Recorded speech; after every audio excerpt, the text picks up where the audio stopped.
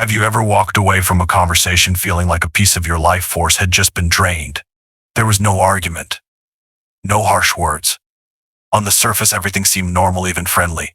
But once you stepped away, all that remained was a lingering fatigue, a nameless emptiness. Your mind feels foggy, your heart goes quiet, and your body, as if it had been silently bracing against something invisible. You start to wonder, no one did anything wrong. I wasn't upset, so why do I feel so depleted? Then the self-doubt creeps in. Am I just too sensitive, too soft? Should I be tougher, more patient, kinder? But take a pause. Be honest with yourself. Maybe that feeling isn't a sign of weakness. Maybe it's a quiet warning from within that someone, without meaning to, crossed into your emotional space. That you had to hold a balance not just for yourself, but for them too, the person sitting across from you, drowning in their own inner chaos without the tools to regulate it. The truth is, some people don't hurt you on purpose, but their unresolved insecurities, the heaviness, the neediness, the doubt, the need for control, or the desperate craving for validation spill onto you like a wave. And if your inner boundaries aren't strong, you end up becoming the container for emotions they don't know how to carry. As Stoic philosophy reminds us, we are not disturbed by things, but by the views we take of them. Epictetus. And it's true. The problem isn't just about them, it's about how you responded. You chose patience. You chose peace. You chose to listen until it left you exhausted, instead of realizing that no one has the right to drain you simply because they haven't yet learned how to fill themselves. So the real questions are, how do you recognize the kind of people who silently drain your energy even when they mean no harm? How do you stay kind without losing your boundaries? How do you keep loving, keep connecting without being swept up in someone else's emotional storm? And most importantly, what does Stoic philosophy, the ancient path of calm and self-mastery, teach you about protecting your inner peace in energy-draining relationships? In this video, we'll dive deep into this subtle but common experience. Why do certain people leave you feeling empty? What does it really mean? And how can you move through the world with clarity, not overly guarded, but no longer open to quiet invasions of your emotional space? If you've ever felt hollow after a conversation, if you've ever felt like you're giving more than you're getting, if you've tried being kind, but ended up chronically tired, then this video is for you. Stay until the end, because what you find there might not just be answers. It might be the beginning of emotional freedom. Here's a truth people rarely talk about. Not every conversation is a true exchange. Some dialogues, though free of conflict, can leave you feeling like you've just walked out of a battle. You didn't argue, you weren't insulted, but it felt like you were holding your breath the entire time, bracing against a silent, chaotic energy. That's the moment you've encountered an emotional drainer and your body sensed it before your mind could name it. Psychology calls this phenomenon emotional drain, the depletion of emotional energy during an unbalanced interaction. The other person might seem polite, even kind or close to you, but something about their presence requires you to constantly brace yourself. You laugh more than you want to. You agree just to keep the peace. You keep listening long after your heart wants to walk away. That's when your inner strength starts to leak away, drop by drop. When we interact with others, it's not just words or behavior being exchanged. There's also an invisible emotional field that forms between two people. If someone is filled with tension, suppressed anger, guilt, or a sense of helplessness, that energy radiates outward and the person sitting across from them can feel it, even if nothing negative is said. And if you're an empathetic person, a good listener, someone who naturally wants to help, you can unknowingly become their emotional container. You don't push back. You try to comfort, support, and hold space. But the more you try, the more you feel like you're slipping away from yourself. That's the deepest kind of exhaustion, a draining you can't quite describe, but it's real. Marcus Aurelius, the great Stoic emperor, once wrote, "You have power over your mind, not outside events. Realize this, and you will find strength. But in these moments, we've unknowingly opened the gates of our inner world, allowing someone else to unload their unresolved emotions onto us without setting a boundary. You may feel confused because this person isn't malicious. They might be family, a friend, someone who needs you, but that doesn't change the reality. You're exhausted and your body is speaking up. Common signs of emotional drain after such an interaction include feeling mentally worn out, even if nothing physically demanding occurred, a sudden dip in mood without a clear reason, difficulty focusing, wanting to retreat from the world, a vague sense of having endured something but feeling guilty for acknowledging it. If you've ever felt this way, know this: it's not weakness, it's mind sensitivity and emotional alarm system doing exactly what it's supposed to. And the goal isn't to blame anyone, but to understand what's happening so you can respond with clarity and strength. As Epictetus said, it's not what happens to you, but how you react to it that matters. And that reaction begins here. Listen to your body. Trust what it's telling you. Learn to protect that awareness not with harsh defenses, but with wisdom. Not everyone is toxic, and not everyone who drains you has bad intentions, but the truth is undeniable. There are certain types of people, intentionally or not, who leave you feeling empty after every encounter. And if you don't learn to recognize it early, you may fall into the trap of silent endurance, still smiling, still being kind, while your inner world slowly runs dry. Stoic philosophy doesn't teach us to resent others, nor does it promote emotional detachment. On the contrary, it urges us to observe people with clear eyes and without judgment, so that we can choose the wisest response, not the most reactive one. Here are 5 types of people who often drain your energy, along with timeless reminders from Stoic philosophers to help you recognize them and respond wisely. 1. The eternal victim. This is the kind of person who always lives in a state of being wronged. They're always facing unfair situations, always misunderstood, always in need of help. At first you feel compassion, but eventually you realize you're more exhausted than they are, because you're carrying burdens they refuse to carry for themselves. They don't really want to change. They just want you to be there to listen to their pain, again and again. And the more you listen, the more you get pulled into their spiral of negativity.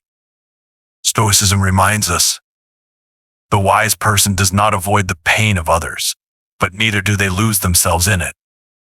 You're not obligated to heal someone who isn't trying to heal themselves. Be kind, but stay aware. 2. The constant seeker of validation. You may know someone like this. Every conversation with them feels like an emotional permission slip. Do you think I did the right thing? Do you think I'm okay? Do you think I'm worthy? Once or twice it seems normal, but over time it drains you, because you become the only source of confidence for their fragile self-esteem. Marcus Aurelius wrote, "Freedom is the ability to live without needing approval from anyone else. You are not a mirror for others to reflect on every day.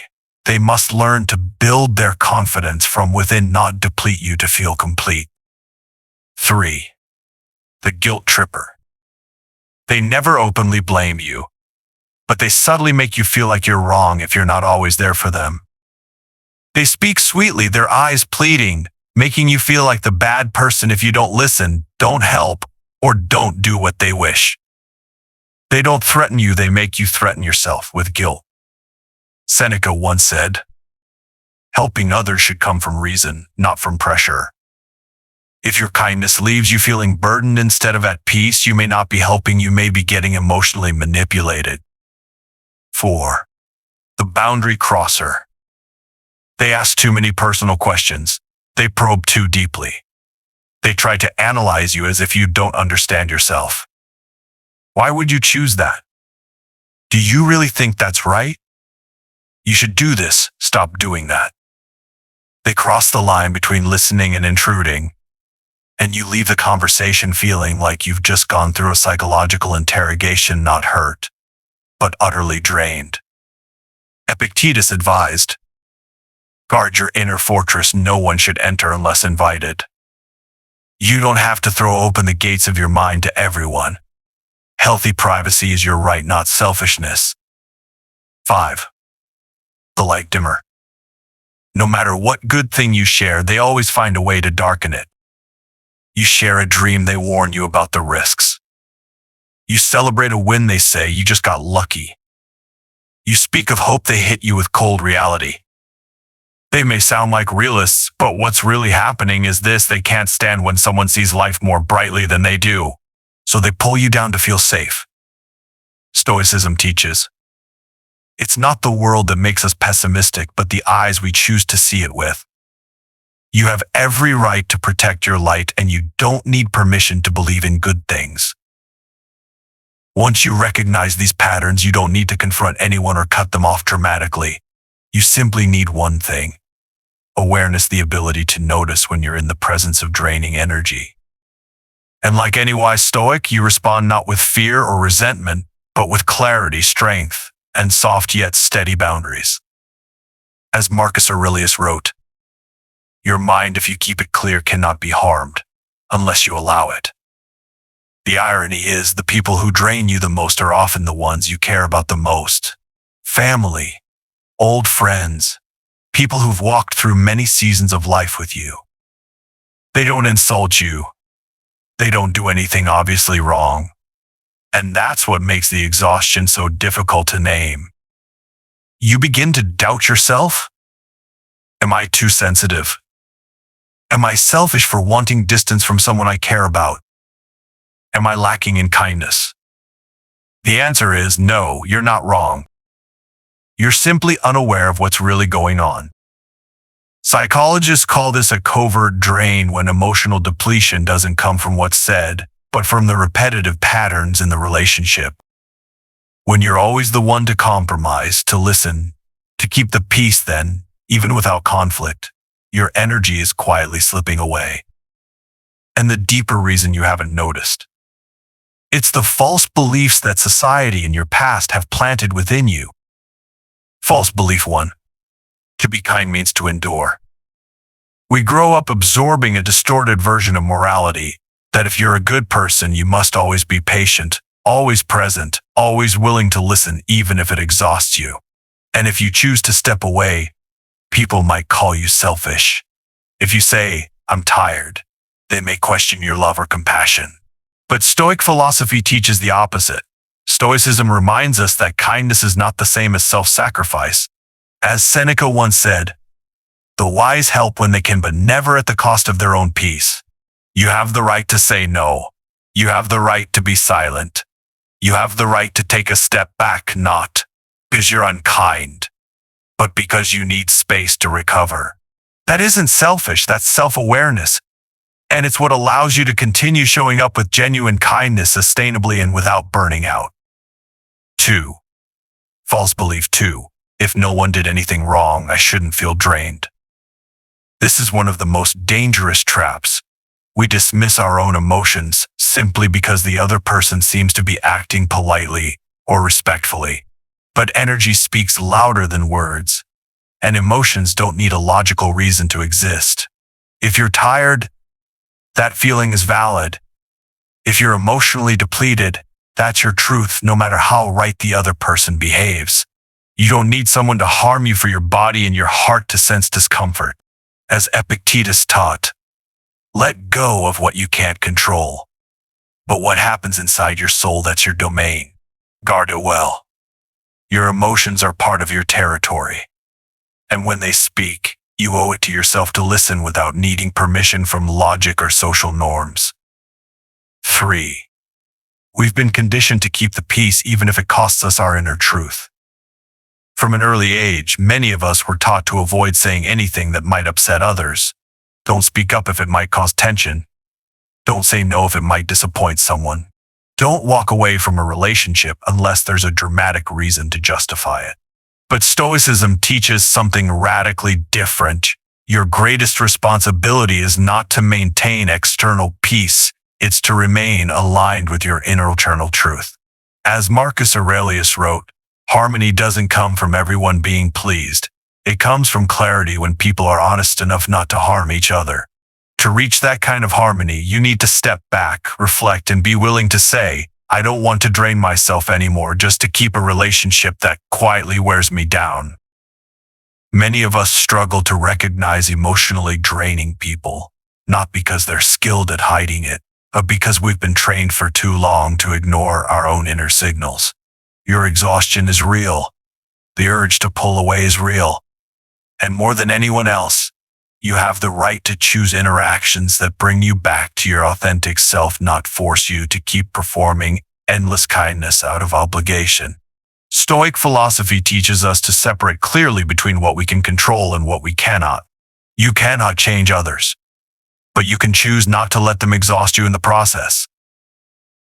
Once you've identified the kinds of people who leave you feeling drained, and once you've honored the truth of how you feel, the next question becomes, what should you do?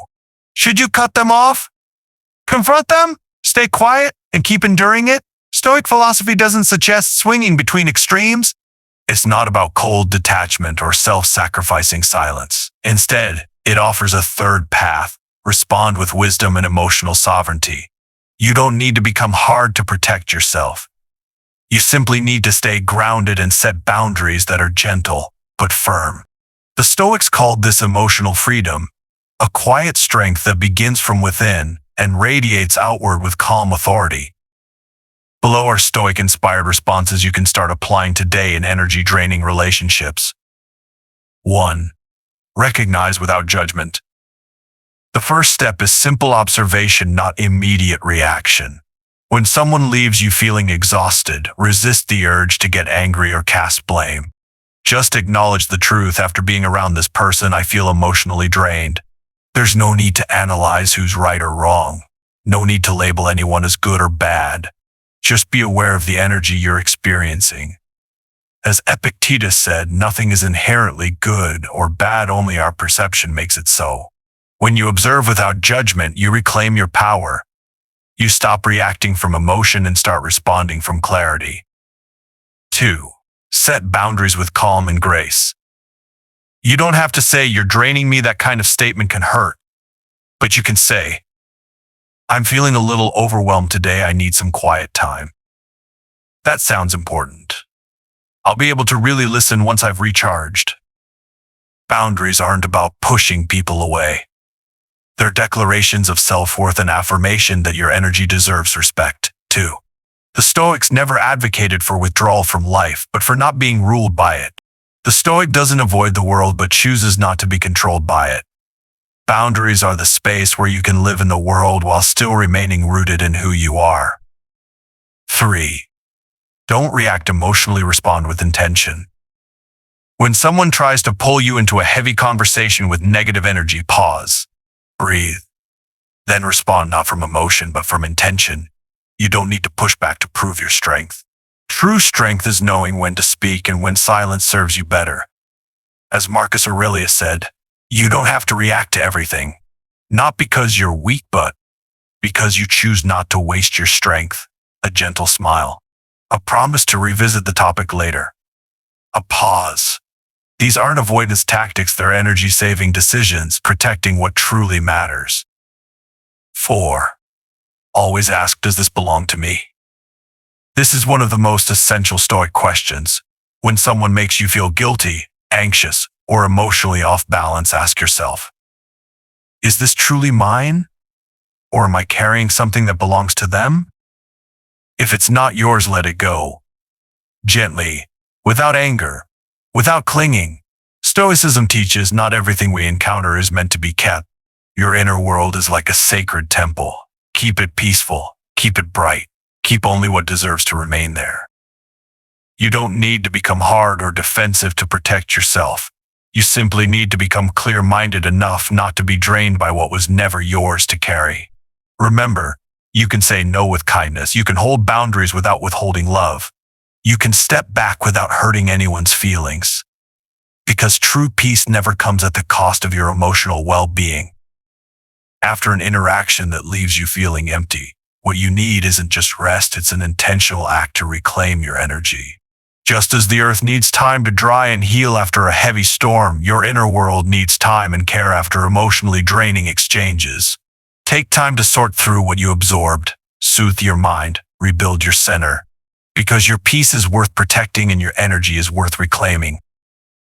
Stoic philosophy is not a cold or emotionless doctrine. On the contrary, it's a way of living that helps you master your emotions without losing your inner vitality. When it comes to restoring your energy, Stoicism offers gentle yet profound approaches, beginning with something that may seem simple: returning to yourself. 1. Intentionally create mental recovery time after draining interactions. Not every exhausting conversation can be avoided. Sometimes you have to meet with family, coworkers, or clients. But what you can do is intentionally carve out space afterward to recover, even if it's just for 5 or 10 minutes. Step away from the environment. Take a slow walk. Drink a quiet glass of water. Say nothing. Think nothing. Simply come back to your breath, your body sense. As Marcus Aurelius wrote, withdraw into yourself. Nowhere is there more peace. This isn't avoidance. It's a sacred pause, a small retreat to preserve what's still whole inside you. 2. Practice active silence to rebalance your emotional field. Many people misunderstand silence as indifference, but for a Stoic, silence is an intentional act, like tidying a room that's just been thrown into disarray. When you feel drained, resist the urge to immediately vent or relive the situation with others. Instead, allow the moment to settle. Let everything sink to the bottom of the glass. Once the emotional sediment clears, you'll begin to see what feelings are truly yours and what's simply spilled over from someone else. As Epictetus advised, don't rush to react. Let time teach you how to feel. In silence, you'll discover something powerful. Peace doesn't come when others apologize. It comes when you release what was never yours to hold. 3. Journal your emotions to clarify your boundaries. The ancient Stoics practiced journaling, writing down thoughts daily to clear the mind. Marcus Aurelius wrote his meditations not for the public, but as private reminders to himself to avoid letting other people's emotions become the content of his life. You can do the same. After an interaction that leaves you heavy-hearted, ask yourself in writing, what exactly am I feeling? Where in me do I feel this tiredness? Am I holding on to something unnecessary? When you write, you create space between yourself and your emotions. You're no longer swept away, you become the observer. And when you can observe, you begin to reclaim control. 4. Reconnect with what's good to refill what was lost. Part of your energy was drained. Restore it by reconnecting with things that nourish your soul. It doesn't have to be grand. A calming song, a deep page of a book, an afternoon walk in soft sunlight, a conversation with someone who sees you where you don't have to perform, just be. Stoic teaching reminds us, you cannot control others, but you can always choose the environment where your soul finds rest. Choose gently but deliberately the things that restore you, so that each time life empties you a little, you know how to fill back up with presence, awareness, and self-compassion. Restoring your energy is not weakness. It's an art form, a way of protecting your spiritual dignity, because you deserve relationships that deepen you, not ones that require you to sacrifice yourself just to keep them afloat. Choose to live in a way that doesn't demand constant bracing or self-defense, because you built an inner foundation that holds steady.